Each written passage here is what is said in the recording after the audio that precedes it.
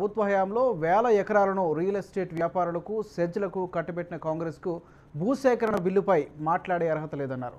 9 ఏళ్ల పాటు నిద్రపోయిన కాంగ్రెస్ తెలంగాణ కోసం 1000 మంది ప్రాణాలను బలి తీసుకుందన్నారు వెంకయ్య నాయుడు. ఆంధ్రప్రదేశ్ సంయుక్త ఆంధ్రప్రదేశ్ కొన్ని వేల ఎకరాలు ఆంధ్ర తెలంగాణ ప్రాంతంలో ప్రైవేటు స్థిరాస్తి వ్యాపారస్తులకు ఎస్సీజెడ్లకు ఆనాడు ప్రభుత్వాలు దారాదత్తం చేసే కాంగ్రెస్ హయాంలో అలాంటి కాంగ్రెస్ ఇవాళ ప్రధానమంత్రి అన్ని రాష్ట్రాలతో మాట్లాడి మార్పులు చేర్పులు తేవాలని చెప్పని కాంగ్రెస్ కూడా కోరిన మీదట మరి మార్పులు తీసుకొస్తే దాన్ని విమర్శిస్తూ నాకు విజయం సాధించింది. ఏం విజయం సాధించింది అంటే 440 నుంచి 44 సీట్లకు తగ్గడం అది విజయమా? దానికోసం ర్యాలీ జరుపుతున్నారా? కాబట్టి ముందు మీ హయాంలో భూమి సేకరణ బ్రిటిష్ వారి యొక్క చట్ట ప్రకారం మీరు ఎందుకు జరిపారు?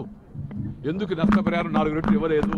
కాంగ్రెస్ పార్టీ తన తప్పులను అవతలవాడి వైపు నెత్తే ప్రయత్నం చేయడం, తన తప్పులు తెలుసుకోకుండా గురువింద వ్యవహారంగా వ్యవహరించడం. కాంగ్రెస్ పార్టీ లక్షలాది ఎకరాలు ఇవాళ రైతుల యొక్క ఎకరాలను దోచుకొని వాళ్ళకి నష్టం కలిగించి వాళ్ళ జీవనోపాధిని పోగొట్టి వాళ్ళ పొట్టగొట్టి ఇవాళ ఈ మా ప్రభుత్వం ఎవరి భూములు ఇప్పటివరకు సేకరించలేదు. కానీ ఈ ప్రభుత్వం విమర్శ చేయడం హాస్యాస్పదం అవుతుంది. ప్రధానమంత్రి నరేంద్ర మోడీని అడ్డుకుంటున్నారు వీళ్ళు అనుకుంటున్నారు. వీళ్ళు అడ్డుకుంటున్న మోడీని కాదు, దేశ అభివృద్ధిని అడ్డుకుంటున్నారు. వీళ్ళు ప్రజల యొక్క భవిష్యత్తును అడ్డుకుంటున్నారు. ఆ విషయాన్ని గుర్తుపెట్టుకోవాలా.